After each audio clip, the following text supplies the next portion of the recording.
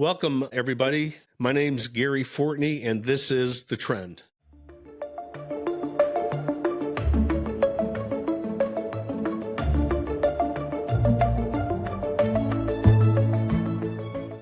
Today, we're going to be talking about a mysterious death that is a homicide or murder investigation. And it was a young lady in Boulder, Colorado, and her name is JonBenet Ramsey. JonBenet was found dead in her residence, and several family members live in the house where she was found. This investigation has really piqued interest of the public, and this episode is going to get into some of the current events and details that have recently come to light regarding her investigation. This case happened several years ago. For our guest today, we have Sarah, the executive producer in the Trend podcast. Sarah's going to be talking about the case in depth. And here we have Larry. Larry is a research specialist for Trend Media and the Trend podcast. And all of us have done pretty good research. We usually have a representative from the host law enforcement agency, but we're based in Wentzville, Missouri. Our region is the St. Louis area. Our region is anywhere in the eastern portion of Missouri. But think of this, our region is the entire state, United States, and the world. So I'm going to talk a little bit just quickly about Sarah, about why she did the research on this case and how she became being involved in this company as well as her interest. I'm a college professor, and Sarah was in one of my classes. It was a criminal evidence class, and I teach criminology and criminal justice. And when Sarah walked in, I was teaching pretty much from the textbook, and I was talking about evidence. And Sarah, while interested, I saw that she was wandering off a little bit about talking. It's like she had already knew this information or had this information because she had taken previous criminal justice program, right, Sarah? Yeah. And she wanted to branch off. And I saw what was going on in her mind. We only had a couple of other students. It was a really small class. And I asked Sarah about the course and what she thought. And she was very honest and upfront, which I really appreciated. She said, do you think we can talk about true crime? And I says, what do you mean? She goes, I'd like to talk about current cases. My interest, I love true crime. I watch everything out there. I learn everything out there. And so I scrapped the entire course textbook, right, Sarah? Yes. At her request. And we researched 4 different cases for the class. And the entire course program centered around those 4 cases that were discussed and talked about. One was a case, a young lady named Bianca Piper. Next, we talk about the Natalie Wood death. Right, Sarah? Yep. Catalina Island. Catalina Island. Yep. What other case we talk about? We talked about Casey Anthony. Casey Anthony. And what was the last case about, Sarah? JonBenet. JonBenet Ramsey. And that's what we're going to be talking about today. With Sarah getting involved and really loving true crime and research, that's how Sarah became part of the Trend podcast of her interest in this. Every now and then, we're going to let the producers and research specialists pick a case. And Sarah picked the case of JonBenet Ramsey that we're going to talk about today. So Sarah, let's set the tone of the investigation, okay? Thank you, Gary. So JonBenet Ramsey was born on August 6th in 1990 in Atlanta, and she was named after both of her parents. John Ramsey, her father, and Patricia Ramsey, her mother. She commonly went by Patsy. In 1991, the couple moved with their children, JonBenet and her older brother, Burke, to Boulder, Colorado for John's business. Access Graphics merged with Lockheed Martin. Defense contractor. The family lived in a pretty luxurious home for Boulder, Colorado in the time being, and it was roughly 30 miles northwest of Denver. Burke wasn't JonBenet's only sibling, though. She had 3 older half-siblings from her father's first marriage: Elizabeth, or Beth, who died in a car accident in 1992, Linda, and John Andrew. By the time JonBenet was born, her half-sisters were both adults, and John Andrew was nearing 18, and none of them lived with them in the Ramsey's home in Colorado. JonBenet was an outgoing child beauty queen and enjoyed being the center of attention. Patsy entered her daughter into beauty pageants throughout the whole country. By age 6, JonBenet had already won multiple pageants. She was named America's Royal Miss, Little Miss Colorado, and National Tiny Miss Beauty, among other titles. Well, the Ramseys went to a party on Christmas night. They claimed that JonBenet had fell asleep in the car on the way home. They came back home. They've gone back and forth whether or not her dad read her a book that night. So we don't really know necessarily exactly what happened there, but they ultimately did say that her and her brother were both put to bed. Early morning on December 26th at 5:52 a.m., Patsy Ramsey, JonBenet's mother, found a 3-page ransom note on the stairs and called 911. Around 1 p.m. later that day, John Ramsey and a family friend, Fleet White, searched the house to find anything out of place, as told to by a detective on scene. John discovered JonBenet's body in what they call the wine cellar room, a rarely used room in the basement. JonBenet was found with her wrists tied with cord, duct tape over her mouth, and a makeshift garrote, which the family coined that term.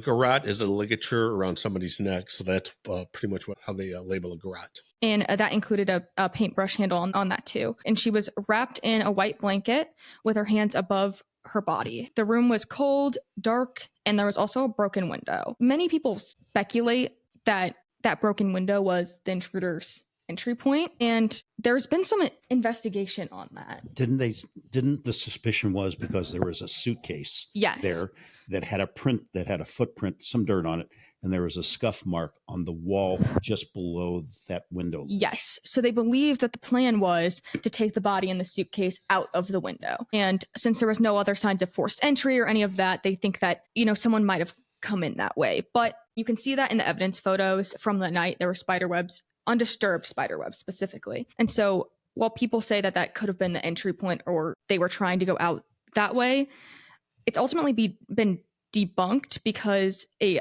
spider expert came in and said that those specific type of spiders are hibernating during this time of year. So it wasn't possible for those webs to be rebuilt just overnight.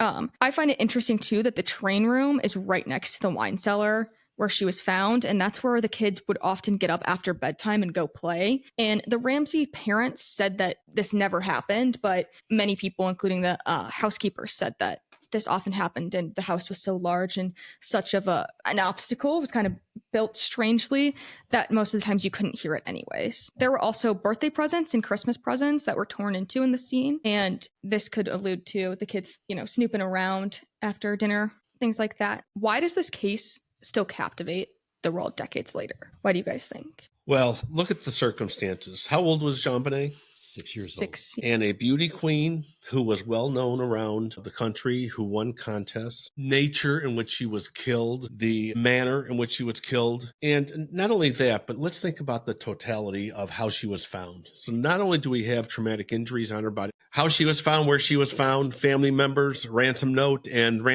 with a specific dollar figure that was very interesting on there. And I also think the curiosity of the public, because the people who have young children her age, the worst thing a parent could do is lose a child before the parent passes. And when she was a young child, I think a lot of people relate to that in the community about the interest in her death. Well, isn't there a saying that no child should pass before their parents? That's exactly right. For sure. And so when this happened, again, relating to everybody out there who has followed this case and the mysterious nature. Well-to-do neighborhood, the family's pretty well known. So that's, I think, has captivated the public. What do you think, Larry?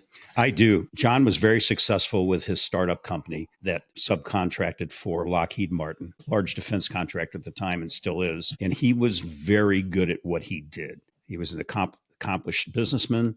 He was a pilot. He had homes in Michigan, where his first family was. They had a family also in Atlanta. So they had a good U.S. base, and he used his money to support their travel. So based on your experience, Gary, what are some key steps that investigators should take when arriving at a crime scene like JonBenet's? Securing the scene, number one, with yellow crime scene tape and to maintain the integrity of the scene, and then documenting the scene. Before I would go in as a homicide detective, I would ask the crime scene investigators, did you do your overalls? Overalls mean, did you do your overall photographs of the scene, which is interior and exterior? And you got to properly document. There's what's called Lockhardt's theory of transfer. Whenever you go in or out somebody, you're going to take something with you when you go in, and you take something with you when you leave. We try to prevent that. So documenting the scene, photographs, video, and diagrams. So I think that's a very important part. And next are interviews. I don't care what time period investigation started. Again, it started way back in London in the early modern policing by Sir Robert Peel, who's a hero of mine. And the peer investigation has not changed. What that means is you have a scene, you have a victim, and you interviews. Interviewing is so critical about getting the initial information from the parties who are present, be it the party who had care, custody, and control of a child or somebody, or a party who discovered the deceased, or the parties who are related. So that's the initial steps, I think, that are most critical in all these cases. Arrival, secure, document, and interviews. For sure. I remember you taught us in our evidence class is that part of securing the scene is ensuring that you have that boundary much larger than you believe the crime scene is. Right. And if I remember reading correctly, the tape was just at JonBenet's bedroom door. So they let the family and friends come throughout the whole house, which ultimately leads to some of those consequences that arise from it not being done correctly, right? The DNA evidence we still talk about to this day. People can't be fully exonerated from it because the whole crime scene was contaminated. Well, I can't tell you, and Brian, again, who was with our previous episode, and Brian and I both have processed numerous scenes, and that process, we've been present and being charged with scenes. You always secure the rest. Never let anybody in. It's a secure scene, and maintaining that integrity can come up later on with false evidence, or it can come up with evidence that could be dismissed at trial under motion to suppress. For sure. Next, I want to hand it over to you, Gary, to talk about some of the physical evidence in the autopsy report, because I think some of these are super interesting. Yeah, I'm going to get more into the forensic aspect of her death and a little bit more of my background. I've been on faculty and staff at St. Lucie University School of Medicine under what's called the Medical Legal Death Investigator Training Course. I've been teaching there for about 32 years, where I teach medical students, investigators, coroners, medical examiners, the role of the homicide detective in forensic death investigations. And I think one of the most critical pieces of evidence is the body itself. So I'm going to discuss kind of the forensic aspect. I'm going to throw a few terms out here and let people kind of understand the terminology that we utilize. Let's talk about her death. First, there was a ligature strangulation, which means ligature is some type of device, mechanical device, put around somebody's neck. And again, they used the word garrote to cause either blockage of air or anything else, therefore causing the victim to stop breathing. So we had the ligature strangulation. Let me talk a little bit about strangulation and asphyxiation. Both of these, while can cause death, are different. Strangulation is a mechanical aspect around somebody's throat, trachea, or esophagus, all right? But the trachea is actually how you breathe. And so strangulation is physical exertion. It can either be mechanical or caused by some type of device. And then you have asphyxiation, which is like somebody putting a pillow over your mouth or putting somebody over your mouth to prevent the inhalation of oxygen. So she was strangled. And two characteristics of strangulation that are very important to investigators. And again, these are terms that we use all the time. Which again, we'll talk about it on future podcasts. One is called petechiae, or petechial hemorrhages. Petechial hemorrhages are the bursting of capillaries, not blood vessels, but capillaries in various parts of the body. And it's usually caused by some type of pressure. JonBenet did have petechial hemorrhages, and I'll talk about specifically a specific area on her body. She had it in what's called the subconjunctival areas of the eyes. Conjunctiva areas, the white part of the eyes.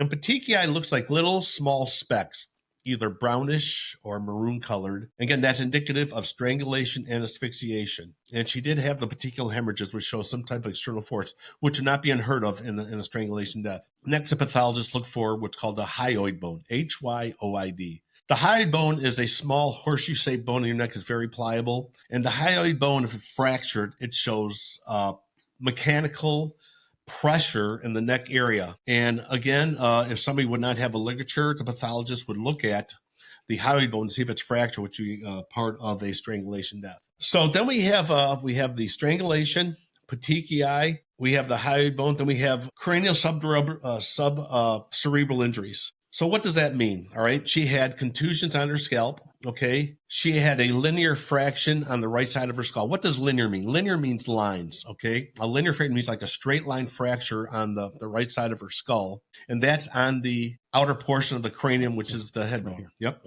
And then you can also have subcranial and subdural. Okay. Subcranial are injuries that are below the cranium on top of the brain, usually associated with some type of bleeding. All right. And in deaths of people who suffer traumatic injuries to the head, if you have a subcranial injury, you're going to have bleeding and swelling in the brain. And swelling in the brain is usually what causes death. And then we had some also abrasions on her cheek area. We had some contusions on her right shoulder and some other abrasions on her body. So based upon that, the pathologist observed all the things. So in addition to the physical examination, they do what's called toxicology. And there's various ways to get toxicology. You get toxicology from blood, urine, tissue, what's called vitreous fluid. That's a fluid, clear fluid from the eyes that's taken at autopsy, and that looked for toxicology analysis. There were none detected, no drugs, no alcohol, or no other type of toxins that were found in her body.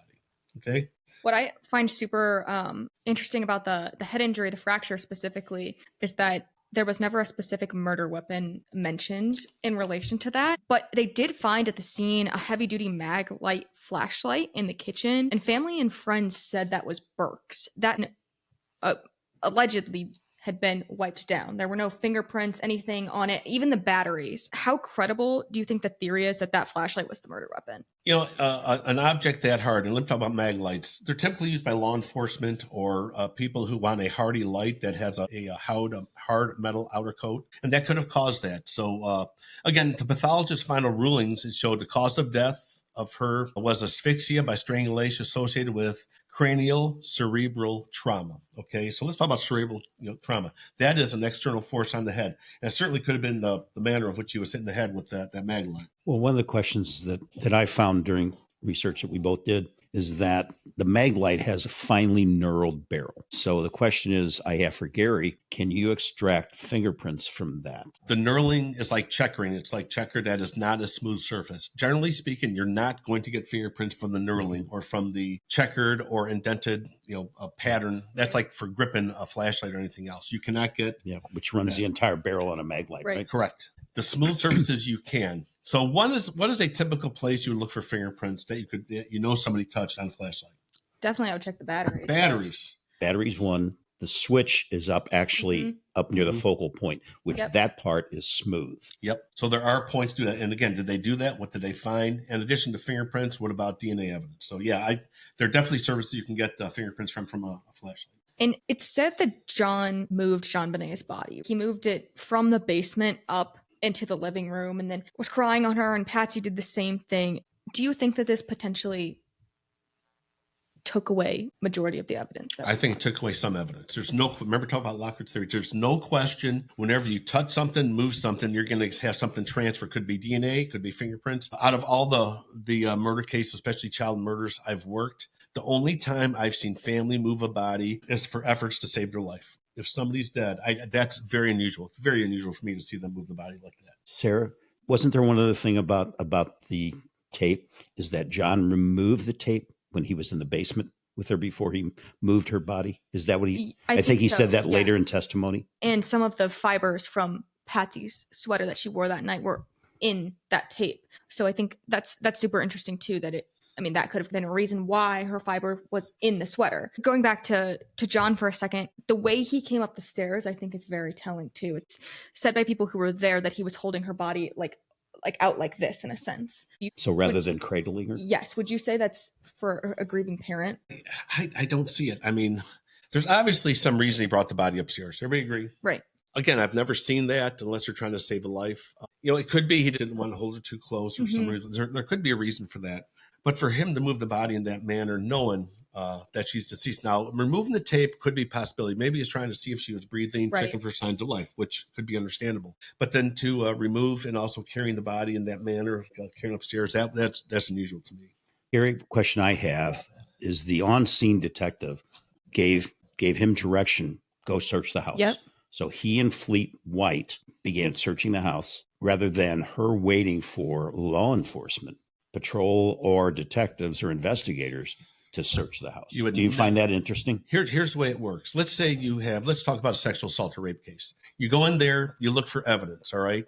The thing is, if you're in a place that you've never been as a law enforcement officer, either a uniformed officer or investigator, you do the search for evidence first. What's obvious evidence? Right. Then you bring in the homeowner at the very end when nothing else is done. Let's be done. And no more evidence needs to be seized. And they're going to point out what's moved, what's not moved, what's missing, what's not missing. And to do that in the early stages of the investigation, I believe was critically wrong. You never have an individual looking for evidence. Again, what do they know what they're looking for? What are different things? So that's for sure. Plus potential contamination. Yeah, remember the transfer of evidence, no question. Earlier in the episode, I mentioned that ransom note, and I want to jump to that really quickly. So the note, it mentioned exactly John's bonus. So this amount was 108. As a detective, is this a usual amount you would see asked for? How about this? What I usually see, I never see a ransom note. You don't see ransom notes unless somebody may be kidnapped. You don't see a ransom Right. note for murder. And what was the content of ransom? What was it asking for? We already have the child dead. She's not going to be recovered. So yeah, that's to me is really out of the norm. Again, kidnappings possibly only if the people who are the relatives or family members of the victim that have the money to do so. And to know the exact amount of his bonus, that to me, again, written on the ransom note, to me is very suspicious or very interesting, to say the least. What I find interesting too is that it's still one of the longest ransom notes written in U.S. history. Yep. And who would sit there writing that? It said that it took over 30 minutes to write that with how long it is. It's about 3 pages long. Who would sit there and have the time to write that? Unless it was written early in a smothered location where they had intention of leaving it, all right?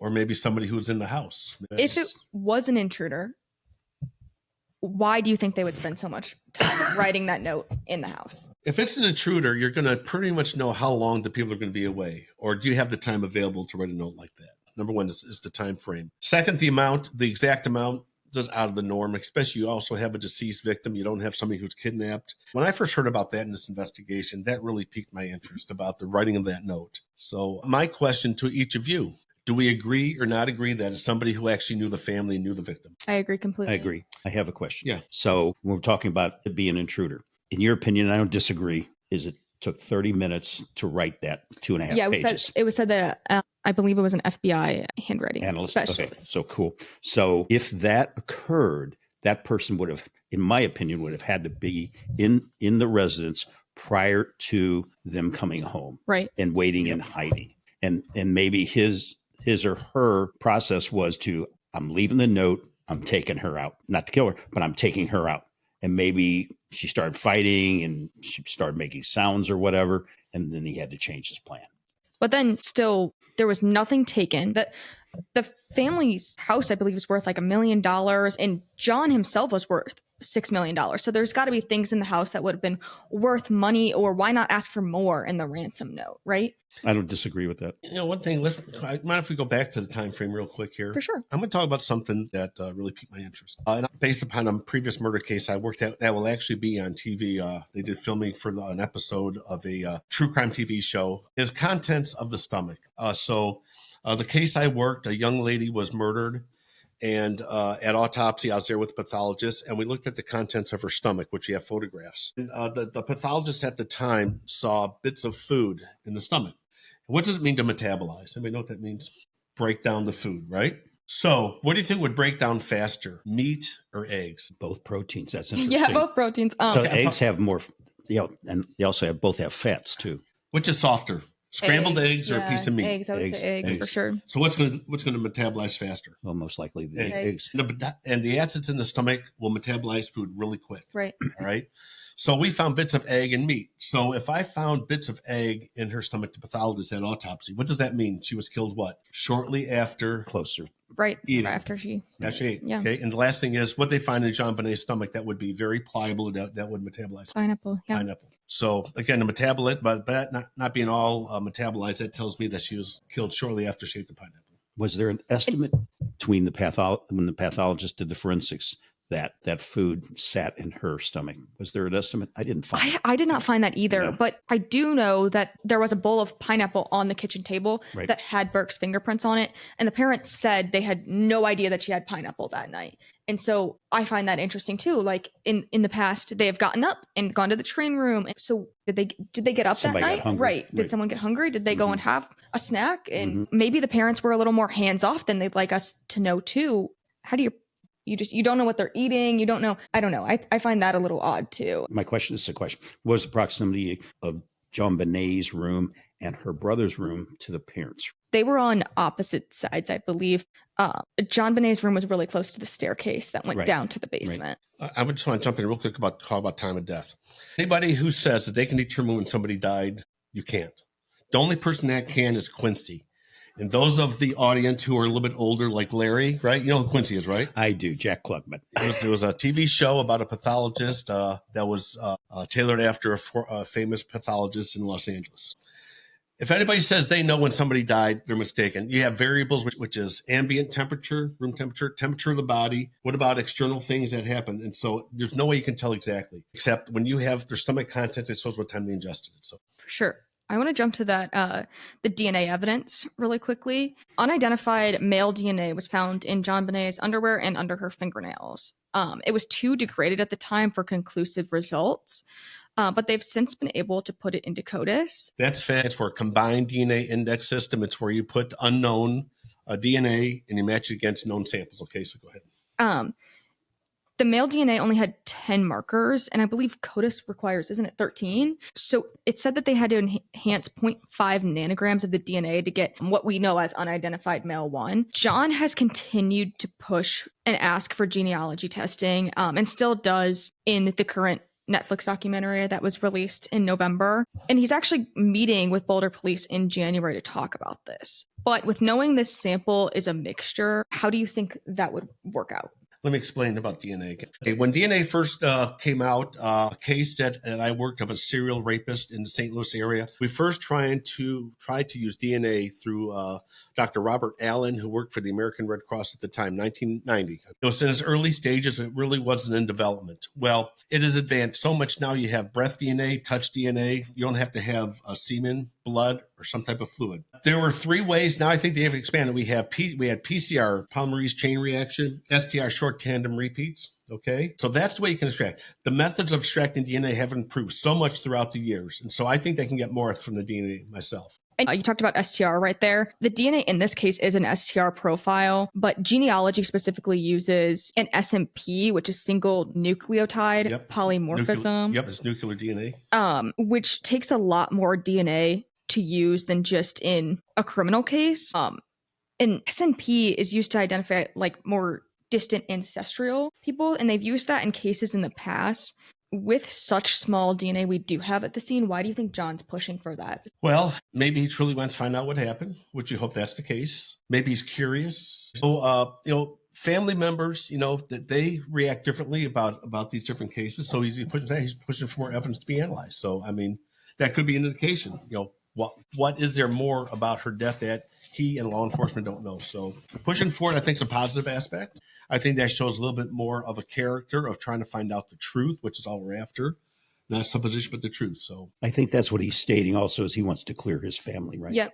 And that's what the Netflix documentary goes into, that the DNA a lot. And it talks about, too, that with the crime scene being so heavily contaminated, that maybe investigators should take a step back and not necessarily focus on that DNA so much and look at everyone again. Would you agree with that? I really, let me explain. If you have DNA evidence and it's an area where it would not be left accidentally, that is a big indicator. Okay. That shows something. Now, if you have an adult, okay, somebody could have had sexual relations. If they're an adult and might have had a relationship, if you have a young child like that and they have DNA on their body, I think that is very, very critical. Okay. I think focus on DNA would be priority number 1. Because hopefully the DNA cannot be manipulated. All right. That's my belief. But other evidence could have been changed or damaged. So I think DNA is very critical in this case. For sure. And there was also on the autopsy some findings that possibly indicated sexual abuse. And it's said that JonBenet had been to her pediatrician over 33 times in the 3 years before her death, which some parents say that's unusual. What do you think about that on the autopsy? That is a lot for a young child. And if she's going in for regular exams by a pediatrician, they should have found some type of evidence of either some type of illicit contact or penetration. All right. That's first of all. Second, I'm looking for any injuries. Pediatricians do a pretty good job of documenting injuries on the body. Mm-hmm. And if you have a young child, which some case I work, some young children have been sexually assaulted before they were murdered, you're going to have characteristics of injuries, bruising, especially if it's a prolonged abuse. So again, did the pediatrician find any suspicious injuries or trauma on her body at the time? I don't think so. Yeah, I don't think it's been noted ever. I think that's something. So, again, yeah, that's interesting to me, is sometimes what they find, but sometimes what they don't find too. That's a good point. For sure. So let's talk about that intruder theory. There was the broken basement window, unidentified footprint, unidentified DNA. Another neighborhood attempted break-in, actually, too, targeted to a young girl who's never been caught. Do you think that this could have been the same person? I'll be honest with you, I do not.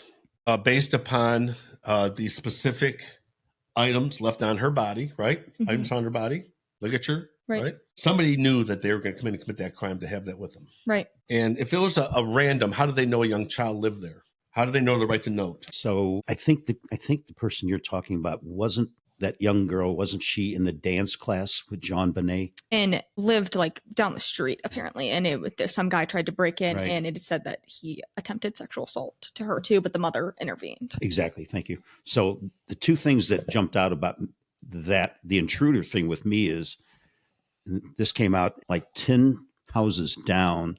There's an RCCF, a residential halfway house, basically.